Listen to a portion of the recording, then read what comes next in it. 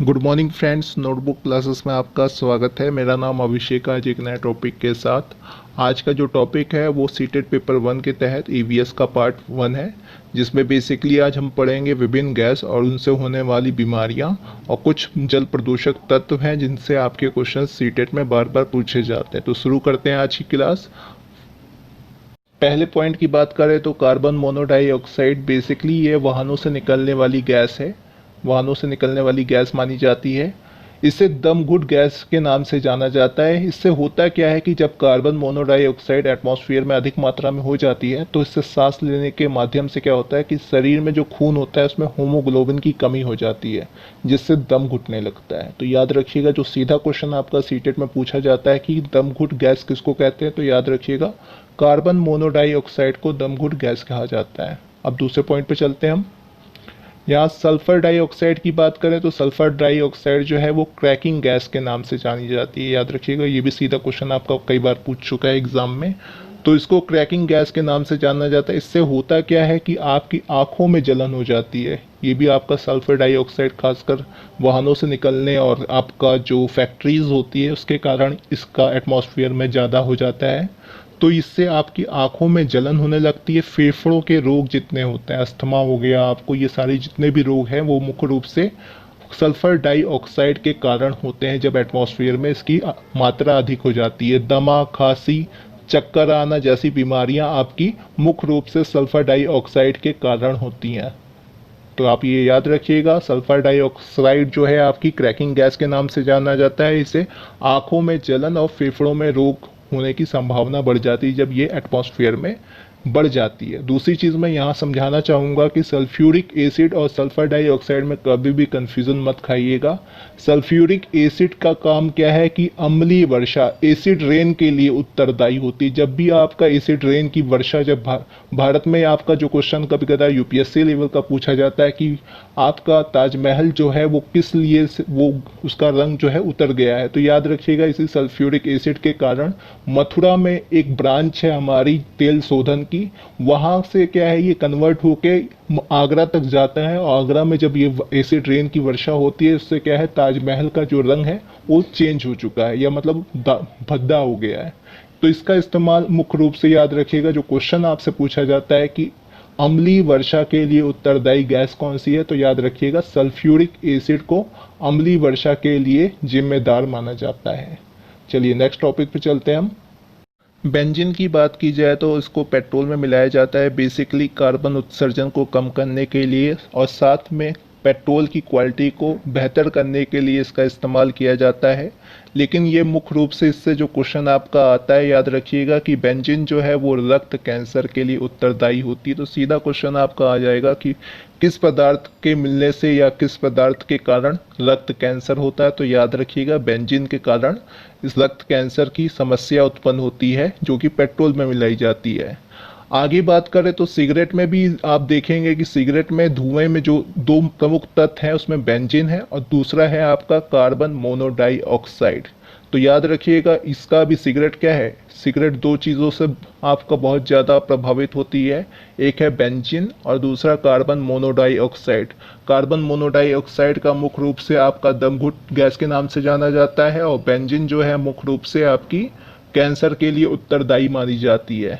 वहीं arsenic gas की बात की जाए तो याद रखिएगा कि यह भारत में या अन्य देशों में इसके कारण आर्सेनिक की मात्रा जल में अधिक होने के कारण क्या है भूजल प्रदूषित हो जाता है, और उससे आपकी जो बीमारी होती है वो ब्लैकफुट बीमारी के नाम से जानी जाती है। आगे इसको पढ़ेंगे हम।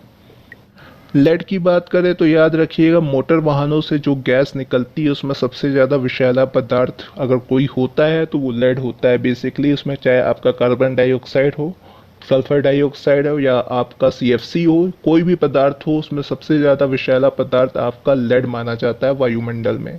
तो आप ये याद रखिएगा सबसे ज़्यादा विषैला पदार्थ कौन सा है, तो वो है लेड।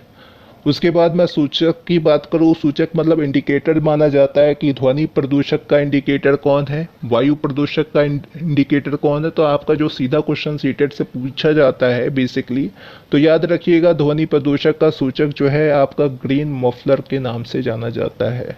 दूसरा मैं बात करूं कि वायुमंडल में जो आपका लाइकेन होते हैं वो मुख्य रूप से वायु प्रदूषक के सूचक माने जाते हैं। जब सबसे ज़्यादा आपका वायु प्रदूषण बढ़ जाता है तो लाइकन जैसे पदार्थ आपके वायुमंडल में दिखने लगते हैं, जो कि आपका वायु प्रदूषक का सूचक माना जाता है। वहीं मैं बात करूं आपका जितनी भी बड़ी बड़ी चिमनियाँ होती हैं या फैक्ट्रीज होती हैं, जब एटमॉस्फेयर में धुएं की मात्रा अधिक मात्रा हो जाती है तो याद रखिएगा तो फ्लाई ऐश उस स्थिति को कहते हैं, जिसके कारण क्या है, श्वसन तंत्र संबंधित रोग होने लगते हैं, सांस लेने में प्रॉब्लम होने लगती है, आपके सीने में जकड़न होने लगती है। तो उस स्थिति को जब धुएं जैसी एटमॉस्फेयर हो जाता है, खासकर आपका याद रखिएगा 1854 के टाइम पे या 1857 के टाइम पे जितने भी आपके औद्योगिक क्रांति हुई थी, उस वक्त का जो टाइम था कहा जाता है कि फ्लाई ऐश के नाम से जाना जा सकता है। उस वक्त आपका एटमॉस्फेयर में बहुत ज़्यादा धुएं जैसी स्थिति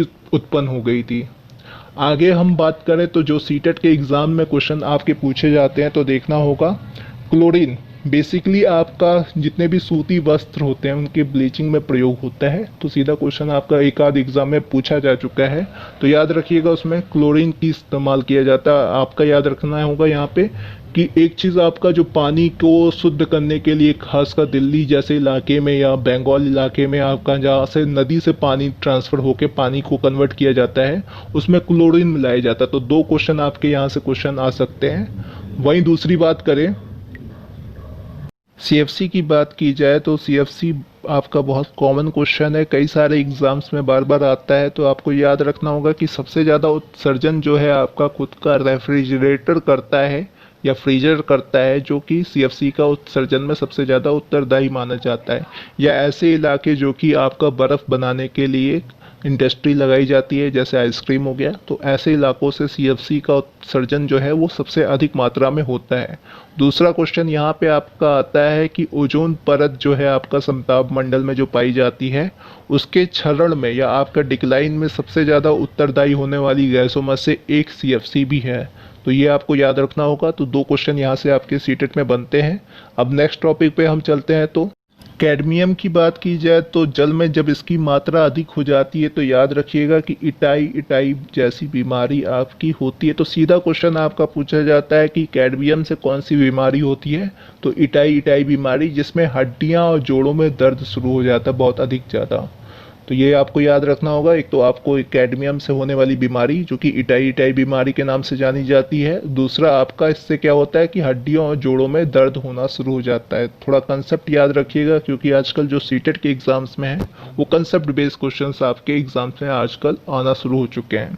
दूसरी बात करें तो आर्सेनिक की बात है। तो आर्सेनिक की मात्रा जब जल में अधिक हो जाती है तो यहाँ पे याद रखिएगा, मैंने पहले भी बताया था कि भूजल में प्रदूषित हो जाता है, मतलब जो ग्राउंड वाटर है आपका वो प्रदूषित होने लगता है आपका इससे। और दूसरा इससे होने वाली जो बीमारी है वो ब्लैक फुट रोग के नाम से जानी जाती है, जो कि आपके हाथ में या पैर में अलग अलग ब्लैक स्क्रैचेस पड़ने लगते हैं या शरीर का जो रंग होता है वो नीला पड़ने लगता है, इसके कारण, आर्सेनिक के कारण। तो आपको ये भी याद रखना है कि कैडमियम से आपका इटाई बीमारी, आर्सेनिक से ब्लैक फुट की बीमारी होती है। और तीसरी बीमारी की बात की जाए तो याद रखने की बात है यहाँ पे मिनी माता। तो सीधा क्वेश्चन यहाँ से मिनी माता से आता है कि इसका रीज़न क्या है, वो है आपका पारा। जब जल में या आपके पीने वाले पानी में मुख्य रूप से पारा की मात्रा अधिक हो जाती है, याद रखना आपकी पारा की मात्रा जो होती है वो अधिक हो जाती है, तो मिनी माता जैसी बीमारी देखने को आपका मिलता है। इसका एक एग्जाम्पल इंडिया में आपका बंगाल है, और दूसरा विश्व में बात की जाए तो जापान में ये बीमारी बहुत ज़्यादा फैली थी।